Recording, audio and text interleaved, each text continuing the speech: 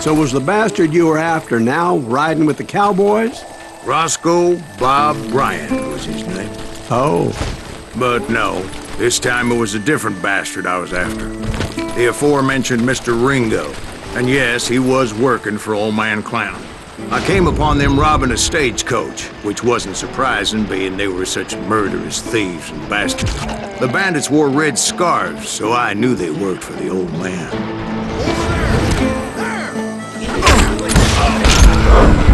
I did my best to help you.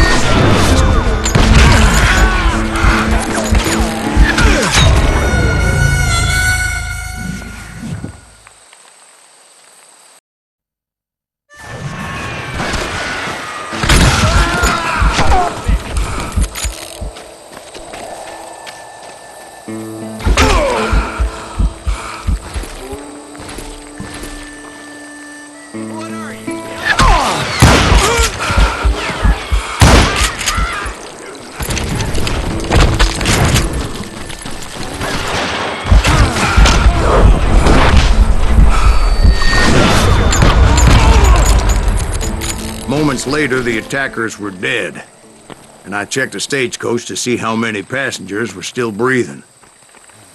None. It was then I wondered if the rocks weren't hiding more bandits. Was that all of them? Or did I just hit the rear guard? I quickly got my answer. They attacked from on high like Apaches often did.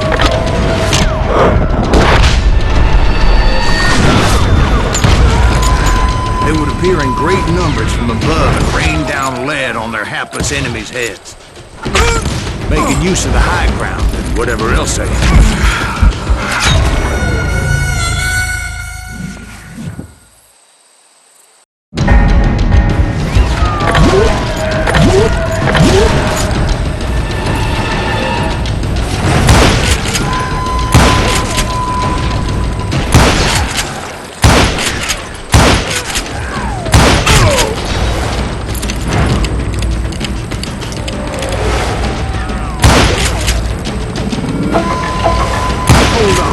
Attacked by Apaches? What happened to the cowboys? Did I say they were Apaches? I said Clanton's cowboys attacked me Apache style. I was in a pitched battle, but I was holding my own against an overwhelming enemy force.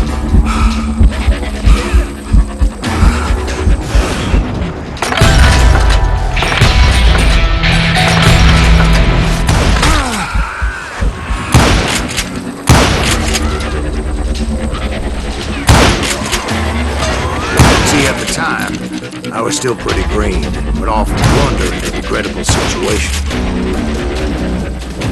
But I just kept shooting at anything I could see up in those damn rocks. I didn't see Ringo, but I knew he was with the cowboys. He and Roscoe Bob had done me a dreadful wrong, and I was determined to have my revenge. To get to Ringo, I knew I'd have to fight my way past these other assholes first.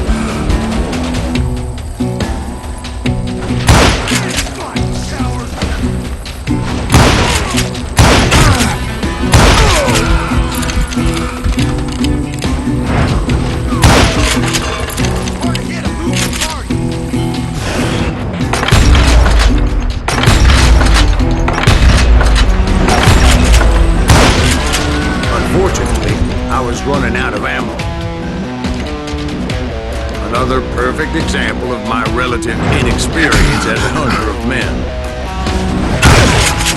I immediately knew that a tactical retreat was called for, as my vengeful fury was much less impressive without the bullets to back it up.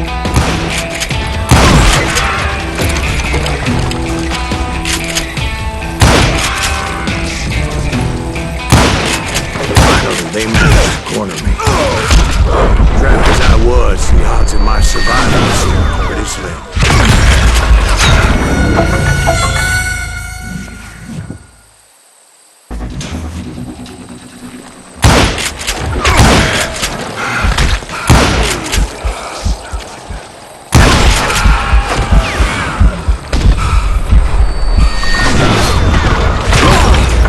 Serendipity was on my side as I suddenly spotted a way out of my predicament.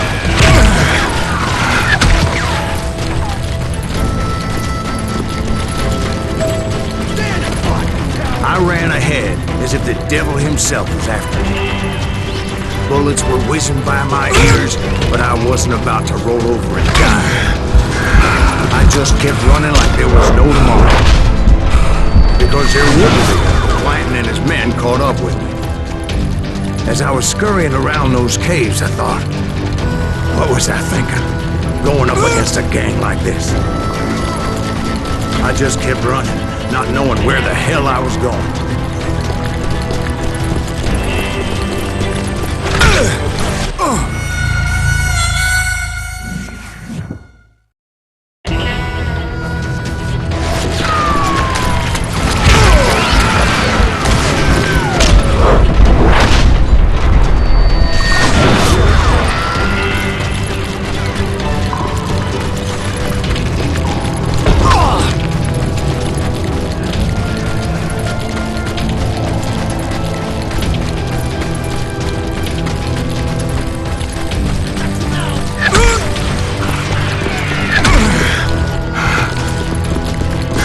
Something miraculous happened. Like manna from heaven, I found the desiccated remains of what looked like an Apache warrior.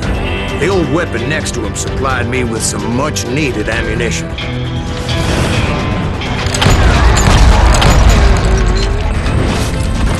Bat Masterson once told me it was more important to be lucky than good. He would know. And imagine my surprise when I found a fistful of dynamite to go along with that ammo. That stroke of good fortune evened the odds and bolstered my confidence. It was time to turn the tables. Time for the prey to become the predator. Time for the hunted to become the hunter. Time. All right, Jesus, we get it. They were right where you wanted them. That's right. I was done running. The old man's boys were not expecting that. No, sir. I came at them like a wildcat. My fury knew no bounds.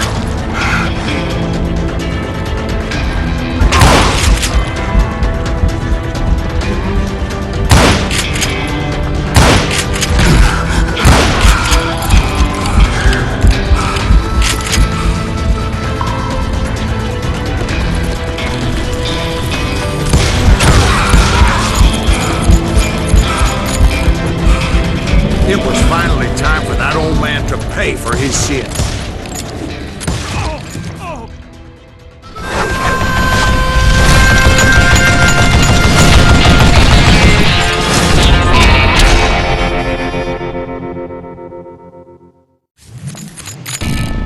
I yelled out at the top of my lungs, "Clanton, I'm coming for you!"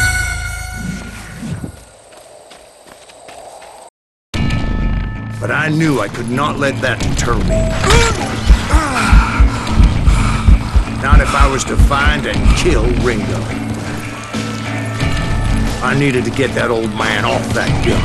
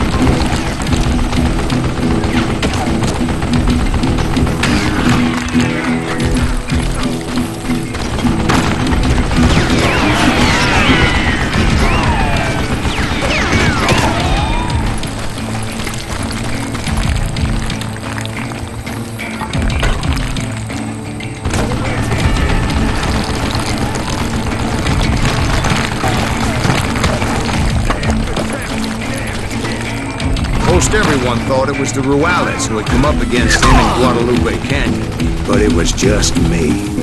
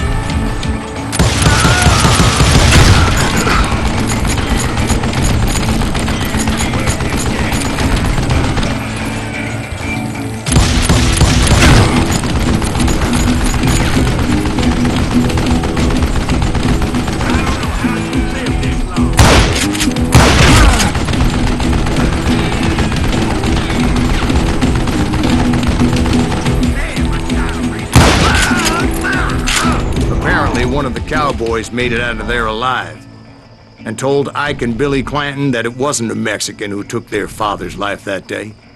They just assumed it was one of the Earps, and that little misunderstanding eventually led to that legendary gunfight at the OK Corral.